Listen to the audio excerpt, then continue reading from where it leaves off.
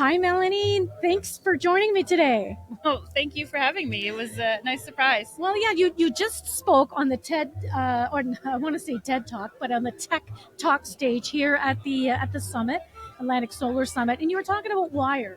So tell everyone what WiRE is and what the acronym means and so on.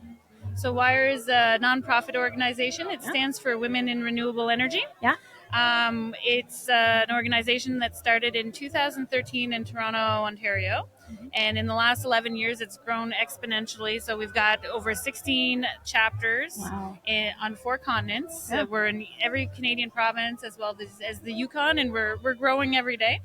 And the mission is to really help advance the role of women in the energy space, as well as recognize the women who are there. Well, it's pretty much male dominant, so I guess that tide is changing. You're It is. working to really have more, and women and men can also join as well. I understand. Yeah, I mean, we definitely benefit for having men in the group, Right. sharing their background and participating in the program and bringing their experiences to the table.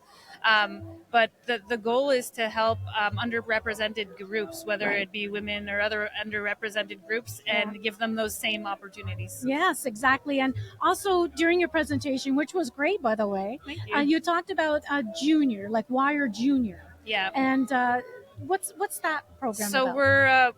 we're expanding our list of partners. We work with academic institutions and schools and stuff like that. But the goal is to expose youth to different career paths that they might not have thought about. So we try to engage people early to show them and showcase different options that there would be in the industry. Well, you guys also do a lot of in-person events, and you also do some touring of some sites, especially here in Nova Scotia too. Yeah, so our chapter is fairly new. We started, I want to say, a year and a half, 2 years ago.